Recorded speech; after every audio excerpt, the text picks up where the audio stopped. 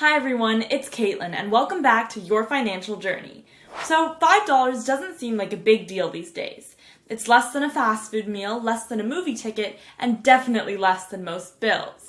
If anything, it may seem like a small, almost forgettable amount of money. But did you know that those small, daily purchases are often the reason why people feel like they can't save, invest, or build wealth? The impact of spending a little bit of money every day versus saving is known as the Latte Effect. The Latte Effect is more than just a budgeting concept. If you make just a small sacrifice every day, it can become a big stepping stone to wealth building. In this video, we're breaking down what the Latte Effect really means, why it's so powerful, and how you can use it to transform your financial future and be a step closer to becoming a millionaire. First off, what exactly is the Latte Effect? Well, the Latte Effect is a financial concept first popularized by author David Bach in his book Finish Rich, where he coined it as the latte factor. The basic idea is that small, habitual expenses, for example, a daily $5 latte from a premium coffee shop, can quietly add up to tens or even hundreds of thousands of dollars over the course of your life. Let's come up with an example for how that daily $5 latte adds up. If you're buying a latte every morning, then $5 a day times 30 days is $150 a month. Multiply that by 12 months, and you're spending $1,800 a year. Over 30 years, that's $54,000. And if you're spending more than $5 daily on other small splurges, like a croissant alongside your latte, that number can double or triple. But if you invested that $1,800 each year in a simple index fund with an average return of 7% instead of on a latte, you'd have a bit more than $170,000 after 30 years saved. That could be the difference between financial stress and a comfortable retirement. The thing is, it really can seem like $5 a day isn't that much, but often we underestimate how much the little things cost us in the long run. The Latte Effect is an important example of recognizing the long-term cost of short-term habits. In fact, the Latte Effect doesn't just apply to lattes or coffees. It applies to any small, seemingly insignificant purchase made on a regular basis. Let's take a look at some examples of what common purchases would fall under this effect.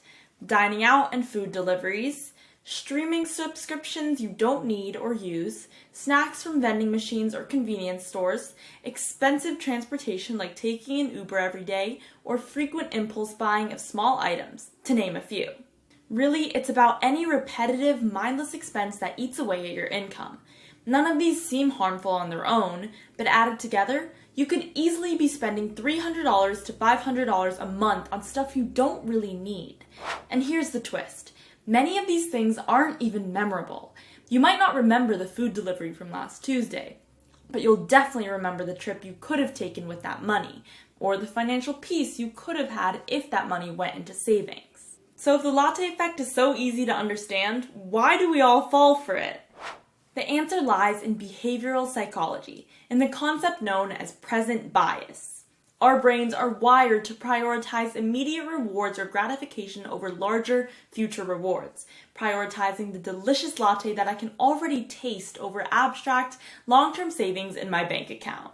We instinctively value small, concrete pleasures now over big, abstract gains later. That $5 coffee gives us a dopamine hit. It feels like self-care, like a tiny moment of joy in our lives. On the other hand, saving that $5 feels insignificant. There's no immediate payoff, and we can easily write off the money as just $5.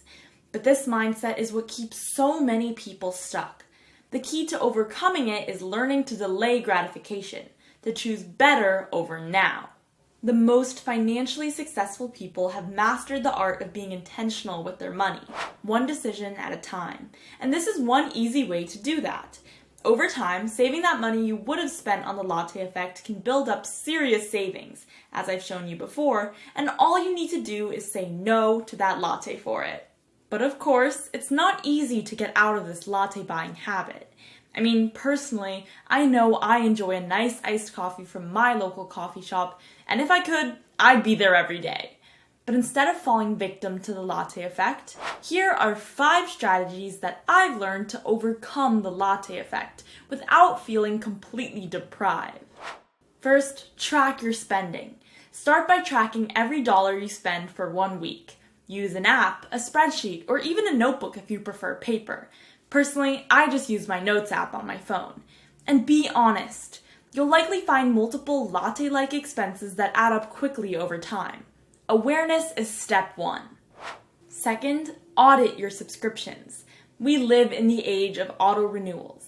Go through your credit card statement and cancel anything you're not actively using. That $9.99 charge you forgot about, it's a latte effect in disguise. Third, automate savings and investing. Set up an automatic transfer to your savings or investment account right after payday. If the money's out of sight, you won't feel as compelled to spend it because it's simply not available. Even $50 to $100 a month makes a difference. Fourth, learn to make some of the things that you love yourself. Whether it's fancy coffee, gourmet smoothies, or takeout meals, you can make amazing versions at home. Not only will you save money, but you'll gain a sense of pride too. Plus, you build new skills for yourself.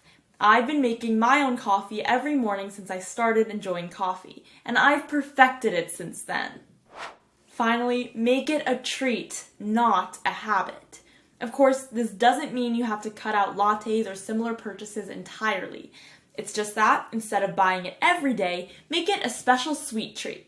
For me, I mostly buy myself my favorite iced coffee or a pastry as a reward after a big exam in school.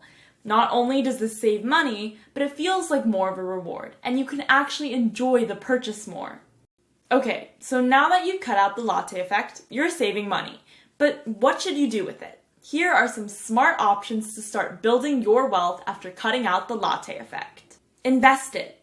Even small, consistent contributions to a retirement account or investment app can snowball into serious money over time. Build an emergency fund. Aim for 3 to 6 months of expenses. Your future self will thank you the next time life throws you a curveball. Pay down debt. If you have high interest credit card debt, every $5 saved can help chip away at that balance and the interest that comes with it. Save for short-term goals. Whether it's a vacation, new laptop, or holiday shopping, small savings give you flexibility without going into debt.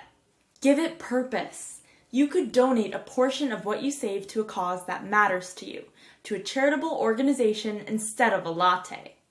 And if you're interested in giving your financial journey a boost, check out this video here where we go through the 8 golden rules of personal finance that we learned from our parents very early on and see how you can transform that money that would have otherwise gone to a fleeting, forgettable purchase into something that creates lasting, long-term value for yourself.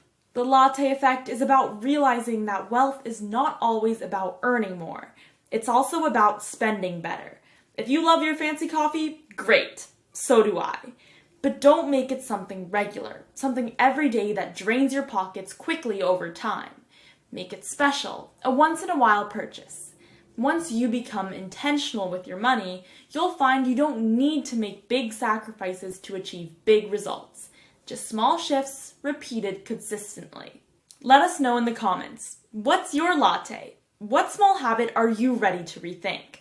All right, my financial friend, if you enjoyed today's video, don't forget to like and subscribe.